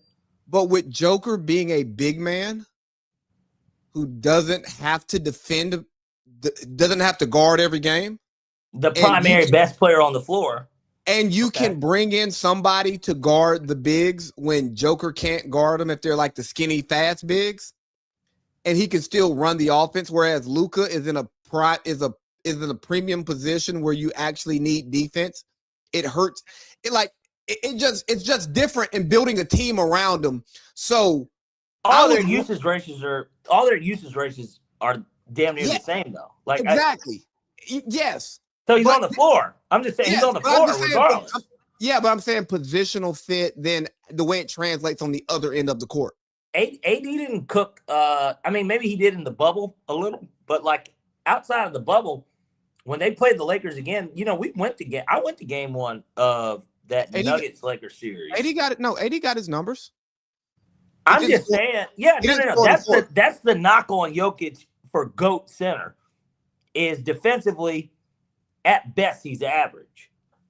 Hold on, but he also is somebody that led the NBA in steals. Yeah, no, but hold on, you're about as a center. I know, but you're about to go into something that we're not talking about Jokic. I was only contextualizing my Luka hate is that Harden. I got it was just that, hey, y'all are bigging this guy up over somebody who's accomplished more in this league playing a similar style and is actually a better basketball player because James Harden can play off the ball and he can be a pass-first point guard and only score 20 points a game and you still win. And Luka has not shown the ability to do that. And so just don't elevate Luka and then push Harden down. And at the time I made the take, they had the same numbers. Okay, that's fair. I mean, I can agree with you. Like, honestly, this is a good take, Lee. But this is why we do this show, right? Like, we're not going to agree on everything, as we shouldn't. But more importantly, that's exactly why we created the show, because I think that we can challenge each other in this mode when it comes to this stuff.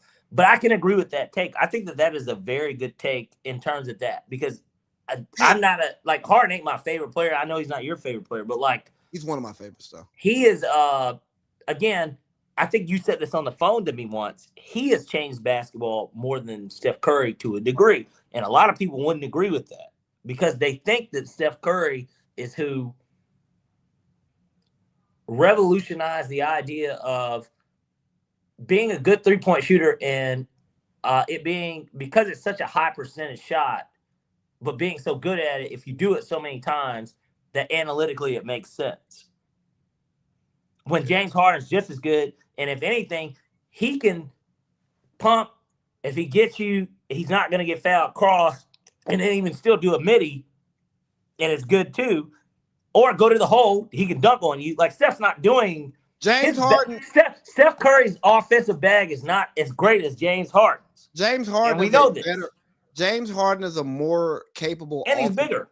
Is a more capable offensive player than Steph, but Steph is just a better basket. He's just better. He's just a better shooter. He's a better 3-point. But the point about James Harden, that's not even saying he's a better shooter. He's a better 3-point shooter. And the part about the game being more like James Harden is, Steph does a lot of stuff off ball. I watch youth basketball and I see a lot of bad threes. A lot of them don't come from off ball movement. It's all on ball ISO, and that's James Harden. He's a dog. Trey Young, he's in that James. That people try to compare him to Steph Curry. He's more James Harden than Steph Curry. Oof, I don't know about that take, but what do you mean? He has the ball in his hand. He's dictating the offense. He's drawn. But how often did Steph not have? I think what era? I never averaged 10 assists. Look, Draymond has the ball in his hand. I get what you're trying to say, but that's what I'm saying. Trey is more James Harden. So do you think that Draymond Green before and this is way outside, do you think that before Jokic became Jokic, because Draymond was, yes, they had Bogut, but Draymond's a point guard. was Draymond a point power forward center Yes. before Jokic? Is that what you're trying to tell me? I was not, even though he's 6'6". I wasn't thinking about Draymond when I was talking, but who has the ball in their hands on the Warriors? No, but I was saying it's a lot of ball movement, but I'm just saying he's still the point guard. I would tell you that Draymond, Draymond's a point forward. Draymond, he plays point forward like a 80s or 90s point guard, in the sense that he's making everything happen, and you have to watch the games to see it because his numbers aren't going to always show it. Yeah. But he's getting the hockey assist. He's setting that good screen that sets up the basket. He's making that extra pass. You know, Draymond does a lot of stuff that if you don't watch basketball, and honestly, if you haven't played basketball or really been taught to understand basketball by people who have played at a high level, or been around high basketball. Period. Like you won't understand how good Draymond Green is at basketball. Which is why the Kenyon Martin thing, to me, when he named, I guess, every forward he said was better. Well, that was internet. Troll. Yeah, it's internet. That was internet fodder, and the thing was, Kenyon Martin, as somebody who watches Gil's show, is always complimentary of Draymond. The only thing he's ever said is he picks and chooses his fights. And Kenyon Martin was a nigga who fought in the NBA and is like, hey, dog. It was good. And as a former, he was the number 1 overall pick, no? Yeah, and he made an All-Star in 2004. Yeah, I mean, he was good on a championship, on a East championship, a team that went to the finals 2 times in a row. He was the second best player on the team. And he led the team in points. Yeah. So he's the number 1 scoring option on the team that went to the finals 2 years in a row. So is Kenyon Martin better than Draymond Green at basketball? Yes. Does he have a better career? No. But that's a different conversation. Let's get back to these playoff shit. Yeah, Josh Allen deserves to get taken to the cleaners for underperforming. You brought up the head coach and firing. You said that it was common if they didn't get to the Super Bowl, didn't win the Super Bowl this year. You were okay with them firing him after last year, if I remember correctly. That's correct. I said keep him because I like what Pittsburgh and Baltimore does.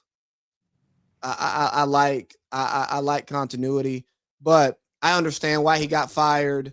I totally get it, and hopefully they can find a good offensive mind. And maybe bring back Dayball. I'm not mad at them trying to bring back Dayball. Yeah, but Joe Brady was getting all those head coaching interviews. That's like 2 years, 3 years. I mean, he was a hot candidate after the LSU shit, but he gets a lot of stuff. He's in the building. I would not keep continuity in a situation like that. No, I wouldn't either. Once I scorch the earth, I'm scorching the earth. But that's why I kind of wouldn't bring Dayball back. It makes sense in a sense, but it's also kind of it's just more of the same. And that's why the Raheem hire for us, not to bring it back to that, it's just kind of we're bringing back more of the same. Get rid of that. And I know people could be like, well, what about Matt Ryan? He's part of that Super Bowl too. He's never been an exec, and he was the quarterback of the team. This has nothing to do with that. But I get it. Get the stench out of the building. If I'm Buffalo, to me, I want a proven winner. They should be just like how I feel like we should have been, which in the case that we were in, did we get a proven winner? No, because Stefanski's never won anything. But if the Steelers don't end up hiring McCarthy, I think that's who they should go after. I would go after an established coach this one. And make sure that his staff aligns with what you want his staff to look like more than anything. Who is not only going to get the most out of Josh Allen, but who's going to get the most out of the defense? Who can make the defense better than what it has been? Because we don't feel like, even though Josh Allen's weapons aren't great, he's got the leading rusher in the NFL. But the wide receiver position, there's a lot to be desired, which is we'll get it, I guess. Hey, wrap this shit up, nigga. I ain't want to go. Yeah, you're right. You're right. Man, I don't give a fuck about the Bills. Well, point being, Bills lose to Broncos. Not surprised. I picked the Broncos. next game we had Seahawks 49ers. We can spend even less time on this. 49ers blowout. Yeah. Move on. San Francisco hurt. Yeah. Seahawks look like a hot knife through butter. Yeah. And then the next day, what did we have? We had Texans, Patriots. We also took the Patriots in that one. I mean, I think, to me, New England was just I knew Nico Collins probably wasn't going to play. And as good as that defense is, the offense just wasn't going to produce. And if C.J. Stroud had four turnovers, he had like 5 fumbles in the Steelers game. He only lost 2 of them, but he had like 3 or 4 turnovers in that game. What did you think was going to happen in the snow as a dome team and a California guy going against a better team than the Steelers? Hey, he played at Ohio State. I don't care. But yeah, I wanted Houston to win. But yeah, Vrab's the guy we had in the building. He's gone on to the AFC Championship. And then we had Rams-Bears, which before we get to the winning team, and I know you should probably open with the winning team, I just want to come on here and just take my medicine again. Caleb Williams is who they said he was. Yes. Both the good and the bad. The good outweighs the bad. But like the stuff that the great, the amazing, the number 1 overall pick stuff that we see that he does from time to time. Yes. It's why he was talked about the way that he was. Like that touchdown to Cole Kmet in the 4th quarter. Stuff of legends. Like 4th down, should have been a sack, should have been incomplete, should have been not a touchdown. A crazy throw that he makes. His ability. Golly, I'm about to pull a Collinsworth. Come on, suck him off. But no, you know how sometimes Mahomes and even the guy across from him that day, Stafford, prime Aaron Rodgers, sometimes they just do stuff and it might be an incomplete pass. Or it might just be a 2-yard gain, but like they just make a throw and you're like, how the fuck did you do that? Yeah. I saw that in the clutch. I saw the stuff that I don't like from Caleb Williams, escaping the pocket and getting off schedule more than I'd like. And I saw it work in the clutch. It's top-tier quarterbacking, Lee. Yeah, I can dislike the approach because I prefer Aaron Rodgers style. Yeah. But the results, the proof's in the pudding. And I've heard NFL players talk about him. And once I hear the players who've played against him give the praise when they don't have to give the praise, like when they're not talking about Caleb Williams or talking about NFL quarterbacks and they decide to put him in the conversation, you go, okay. Fuck what the media is saying. Yeah, he's a guy. I'm sold. Even if I don't like what I see, the people who are saying they like what they see like it more. And I'm not saying I don't like what I see. I don't watch enough Chicago games week in and week out.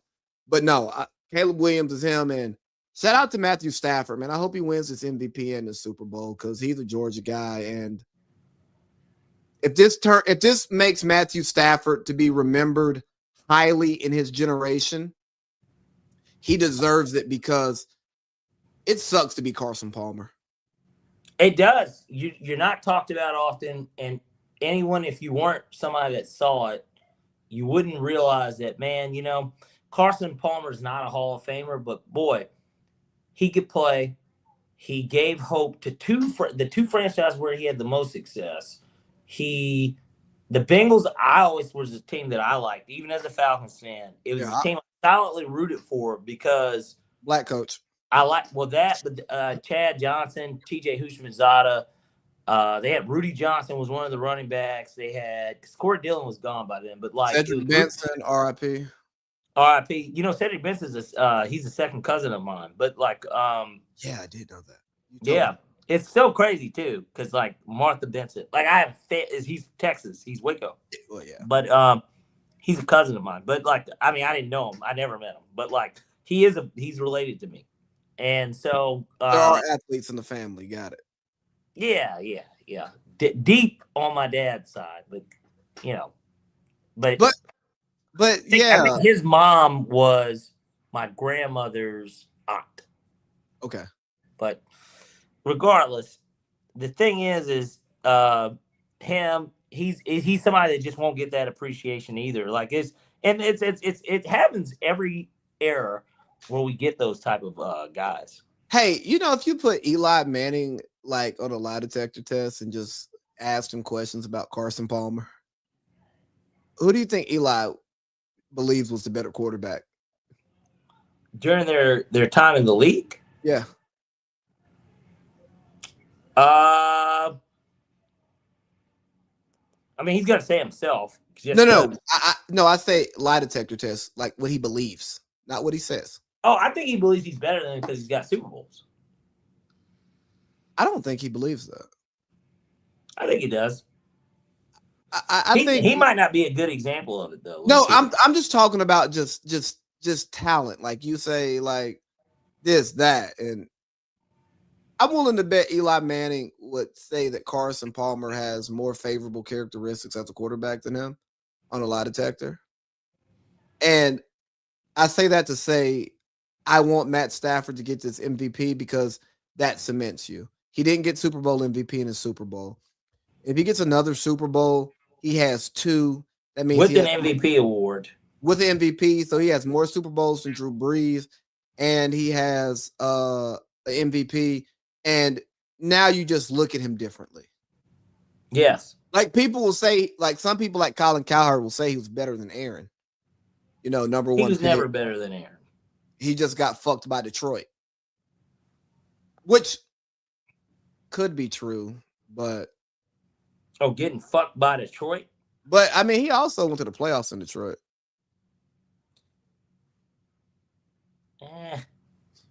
They fired my man after a 9-7 season, Jim Caldwell.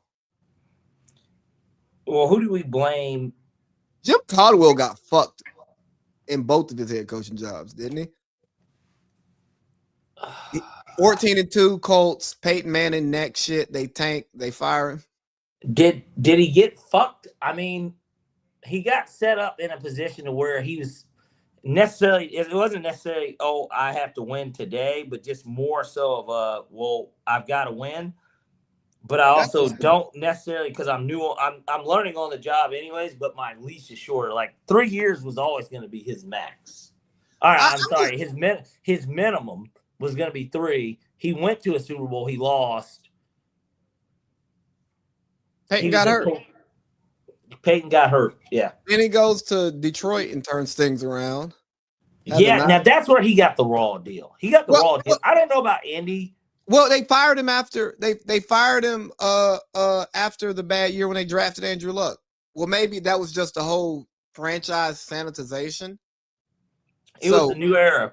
Yeah, but still, when you're the coach and Peyton Manning is out and he's going to be out for the whole season, you're DeMar Hamlin. Yes. If you've been there a few years and you already hadn't won the big one and you've had Peyton Manning and you were having playoff failures. And they're like, but that's why I'm surprised McDermott lasted as long as he did. And Josh Allen is no Peyton Manning. So with this week's games, give me the Rams, give me the Pats, repeat of 0-1. But I'm repeat of Atlanta Super Bowl. But I'm not 2019.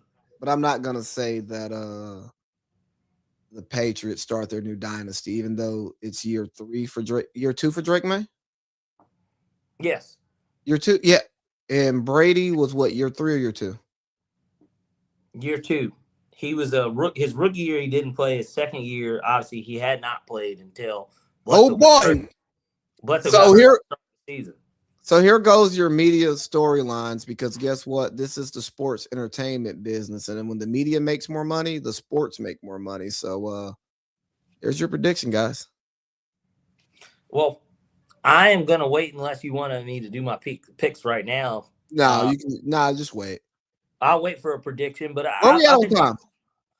We got about 20 minutes if we keep it under 2, but I feel like we'll probably go a little over maybe for this show. No, I honestly can't. I got 3 phone calls I got to make when we Okay. get Okay. Well, here, I'll quickly do this. I mean, my thoughts are this.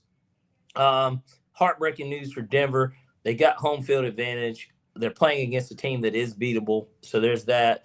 Then with Seattle and LA, I think that this is a game that it was arguably, there's been so many games of the year this year, but that was one of the games of the year, the Thursday night game where Seattle did come back at home and 1-0 on a 2-point conversion of all things. nigga, let's talk about the national championship. That game should be very interesting. I'm excited, and we'll get to the picks with it. But you can talk about that shit with the picks. Let's get to the natty. The natty that no one cared about. Signetti doing something that's never been done. For one, they were 16-0. I don't think any teams won 16 games in college football. They did. Obviously, it's Indiana. I think that's even more of the story. Like, there's no way that the Indiana Hoosiers are college football champions and they reign supreme. It's so weird to say still, but they did it, and they did it pretty convincingly, and they beat a lot of the teams that you would have wanted to see them play en route to doing it. Oh, and the Big Ten has won 3 straight national championships, and I think we're not doing that. That's the real conversation. Well, I don't think it's better. I'm going to Georgia hat, Lee. I don't think that the SEC is, but I'm just saying, is that a conversation? No, it's not a conversation. It's absolutely. That's 3 in a row. I'm just saying. National championships are not the only determining factor of conference strength. And in today's college football, where the portal's wide open and the NIL money is flowing, what is a conference? Conferences used to have an identity. Conferences used to recruit a certain type of player. Do you believe that the identity is gone from conferences? The identity is gone from college football. Okay. It hasn't gone from the fans yet because they're still alive, but the identity of college football is gone. The Rose Bowl doesn't matter anymore. The Peach Bowl doesn't matter anymore. But that sounds like tradition more than anything. Yeah, all of that stuff is gone. And that's what makes college football great, the regionalism of it. And the few times a year you get these cross-regional matchups, Like, how many years did you want to play against Ohio State or Miami? Or LSU. Well, see, that was the thing with the SEC even back then, and we're talking mid-2000s, Bush era. The thing was, before Saban goes to Bama, the SEC was always still looked at as this superior conference, but like at the same time, and notice you didn't name any SEC teams when you named how many times a year did you want to play them? Well, I was talking about the Georgia fan. But the thing is, yes, okay, but yes, from the Georgia perspective, yes, because we were never going to be – we were always a very good team, but we were never a championship expectation team. But I was just saying, like, we knew – But the SEC was also every other year it was a good – whether it was Florida – and I'm talking, like I said, prior – I was saying those teams because it's like the only chance we will get to play them is in either in a natty or a big bowl game at the end of the year. Yes. And it was a thing, right? But now these bowl games are corporate shit, so they still make their money, and they don't make their money off the fans. They make their money off the corporate sponsorships. Bro, I know we're supposed to be praising Indiana, but Indiana winning a national championship is a prime example of how money has ruined college football. And it has very little to do with Indiana. Yes, Indiana has Mark Cuban as an alum. Joe Buck too. Just throwing that out there. So I didn't know that Joe Buck went to Indiana. Interesting. Yeah. So the well is wet over there. Okay. Well, but that goes back to these big schools in the Big Ten. Yeah. There's more money. Huge. They're huge, but they're huge. They're bigger schools. They're bigger 70, schools. 80, 90,000 enrollment. Yeah, they're bigger schools, and they have more rich alumni because they're bigger schools. They're Midwest. Yeah. So yeah. What now was about coaching development, and yes, the the leadership in college football was being overly compensated while the labor was not being properly compensated. Hey, that's the American way. Yeah, it's business. Yeah, So so I'm not saying that I like it, but then when you create a space for labor to make money without guardrails, that's always stupid because now individuals control institutions because institutions have like no control over individuals, and institutions always work better than individuals, even if you're an individual getting fucked by an institution. Just throwing that out there. Like for a society at large, strong institutions are better. And right now, the NCAA, the conferences, the schools themselves, not many of them are strong institutions. Georgia football is still a strong institution. We didn't win a national championship. But that's because Kirby lives and dies on the hill that is Georgia. But yes, but like because they would be going after Mensa to replace Gunner, and not that Gunner's the reason we didn't win, but like if he wanted to upgrade, if he wanted to do. Kirby could have dropped the bag and got Fernando Mendoza if he really wanted. Yes, he could have gotten, and same with this cycle because you know the Mensa thing. The guy at Duke, he is good. He's very good. He's better than Gunner Stockton. He's not going to do Gunner wrong because he has a way that he's building the program, and he's saying you wait your turn, you will be rewarded. Carson left on his own merit. He's coming off an injury. Gunner comes in. Gunner had waited. It's Gunner's turn. Carson leaves. Plus, Carson wanted more money. He got it. He went to the national championship. Congratulations to him. But, like, Kirby is an example of not being like Dabo, right? Like, Dabo is against this stuff. But, like, at the same time, Kirby adjusts to it, but also still keeps his tradition in the way that he wants to run his program. And what's going to happen is Kirby will have some seasons in the short term that we won't be proud of. And I'm not saying they're going to be bad seasons. There may be a season like this year. There may be a lot of them. But when you look at what Kirby's doing over the long haul, over other institutions, you're going to see that, Georgia's a consistent top program, not just a top program in this 5-year window. Yes. Or in this recruiting cycle. There's never a year that they won't be in the top 3 in Vegas odds. Because they were number 2 this year behind. Well, they were like Ohio State and Texas were like tied to start, but then Georgia was like 3rd. So they will always be a betting favorite, a favorite amongst eye test people in general. They are the equivalent of what Nick Saban Alabama is. I won't go that far because we don't have as much hardware and we haven't had as much time. But but they're still going to be I'm just saying from a. We're gonna open damn near. We're gonna open every season and close every season in the top 10 regularly. Exactly. But the game was I didn't care about the game. Second half was way more entertaining. Of course, I know we talked a good portion of the first half, but the second half was much more entertaining.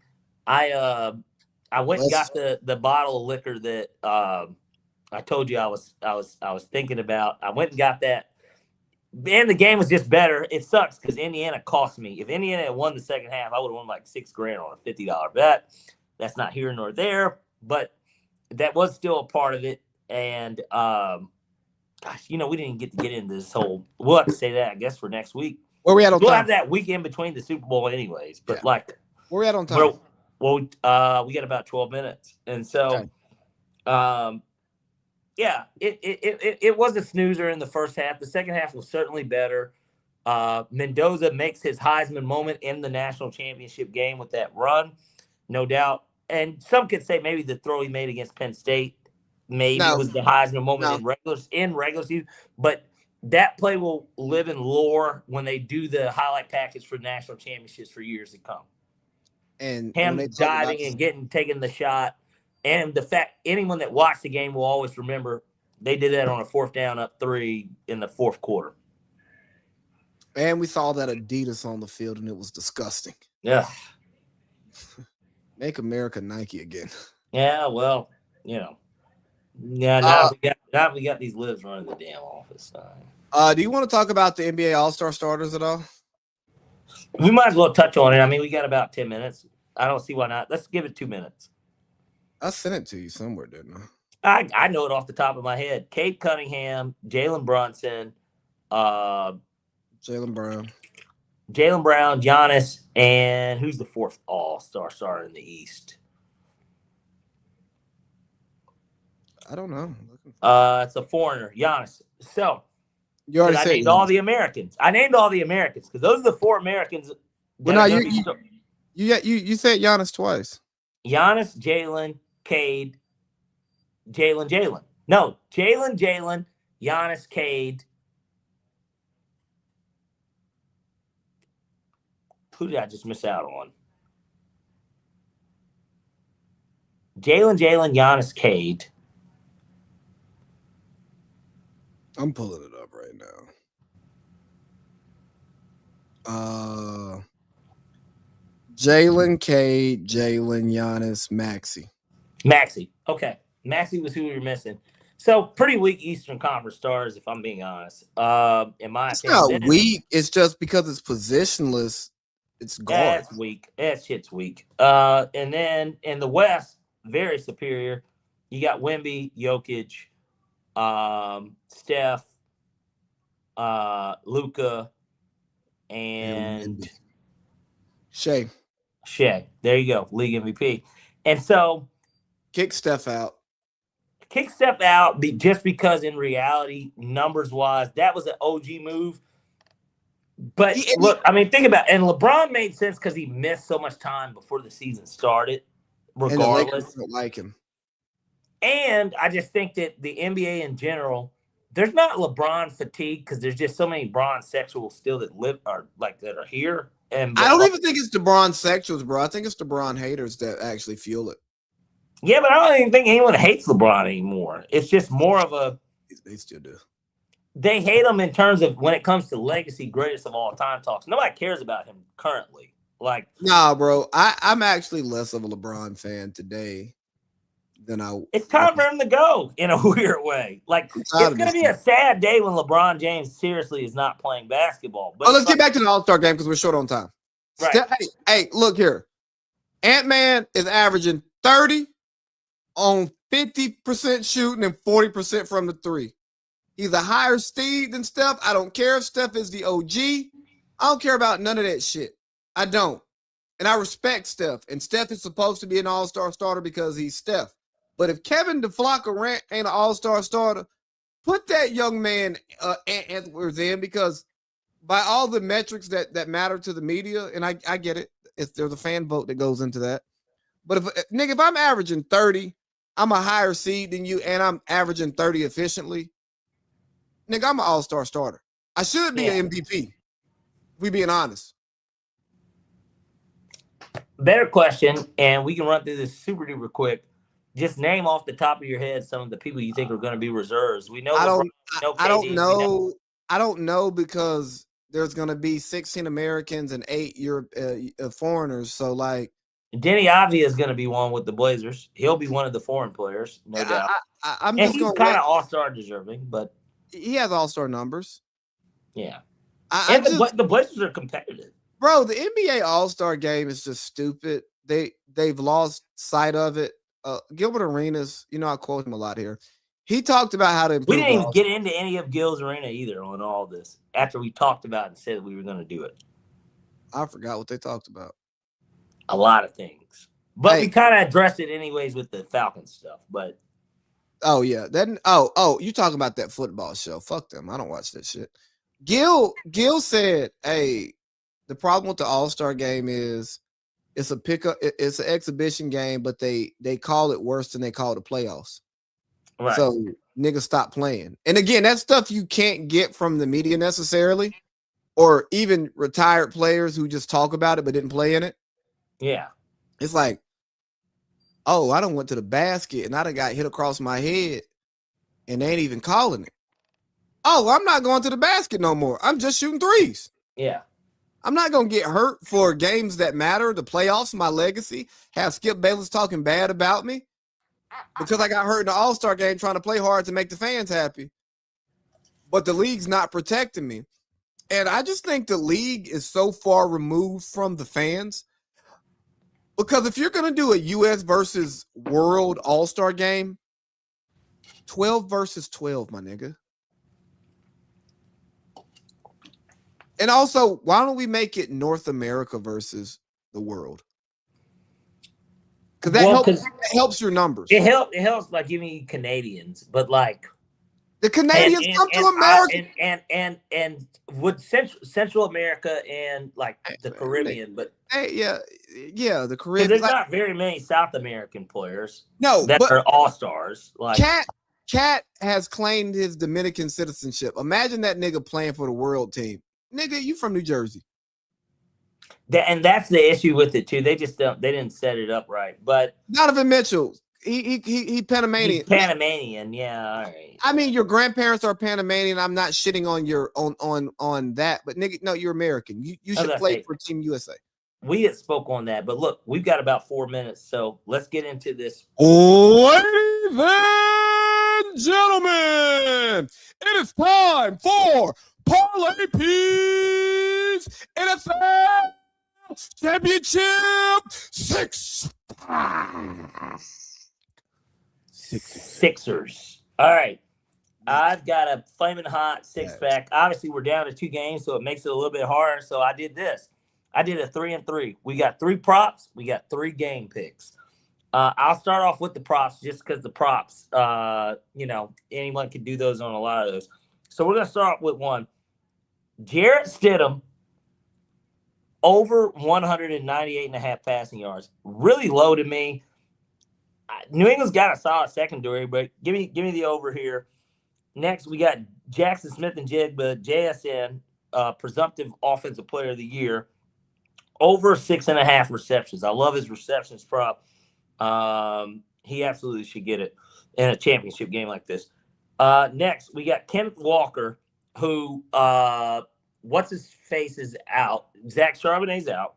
I like under 19.5 carries. I don't think he gets 20 carries. I don't think he gets it. So those are going to be our player props as a part of this six-pack. And then next we'll get into the game. We'll start off first with the AFC Championship. A lot of people are not going to like this and they're not going to agree, but I like the Broncos on the money line. So give me Denver on the money, plus 210. They're the upset of the week. And then we'll go to the Rams game. First, we're going to start off with the over-under. I like over 45 in this game. I bought a 1.5, but hey, I'm cheating. So give me over 45. I believe that this game is going to end up going over. And then finally, who is going to play the Broncos in Parlay Pete's Super Bowl? I like the Rams as a dog at Seattle. Give me the Rams on the money line. They are also a dog. Not nearly as big as Denver, but I like the Rams. So give me both dogs this week. All right. So we got Stidham over 198.5 yards. We got JSN over 6.5 receptions. We got Ken Walker under 19.5 carries. We got the Broncos on the money line. We got Rams at the Seahawks over 45. And we got the Rams on the money line. There you go. You like it. I love it. And when you love it, that means it's time for Lead three. Lead three. All right. So for Lead 3 this week, give me Stid on the over 198.5. He's a highly paid backup quarterback, and Sean Payton's calling the plays. He's covered that number 3 out of his 4 games that he started, by the way. Oh, even better. Give me that over 45. I think there's going to be some points scored in that Rams-Seahawks game. And 24-21's a push. Yeah. Even in that game. Yeah. Give me the Rams on the money line. I told you earlier. You don't like Denver. I knew you didn't like Denver. Fuck no. Okay. I like Denver. In another Super Bowl. But hey, man, it's been a great week, Parlay Pete. Enjoyed it. Anything else you want to say before we get out of here? I do. Hold on. And I literally wrote this down. And I promise it won't. We're not going to go over time. I just have to pull it up because I may have to go over time because we didn't talk about MLK at all. Well, you can do that for your 30 seconds. All right, so my quick piece on MLK. Hey, let's stop the pussification of Martin Luther King. Yes, he was a pacifist. Yes, that he was nonviolent. But Dr. King, his movement was not about drinking from white water fountains or riding white buses. It was about Black people having an equal opportunity in this country, both socially, economically, politically, in all walks of life. Having your shot fairly based on your merits. Nothing more, nothing less. So stop trying to make King seem like he just wanted us to eat out the white man's hand and live off of welfare. Go study what he actually said and stop just taking the spoon-fed narrative that's handed to you. Mind you, he was tracked by the government. The FBI tried to ruin his marriage and ruin his movement, and now that same government are the people who are creating the holiday. Let come on now. We definitely went over because it's right at 2 hours right now. But this is what I have to say, and this honestly goes into what you just said. I won't specifically go into MLK, but I will say this, and I'm going to quote somebody that spoke at our great college, and I'm sure has a great admiration and respect for MLK. When you're a black man in this country, you can't compartmentalize. You must compartmentalize to stay sane. And I'll leave you all with that. All right, dog. Great show, man. No, I was quoting right. No, I don't. Chris Webber. Chris Webber on a fucking NBA broadcast. Oh yeah, I remember that. Man, that when shit you're was terrible. wait, just hear me out. When you're a black man in this country, you can't compartmentalize. You must compartmentalize to stay sane. What the fuck is he talking about? It's tough out here being a rich 6'10" black man. I don't know. Lee, it's been a pleasure as always. Great show. We'll be back next week. All right.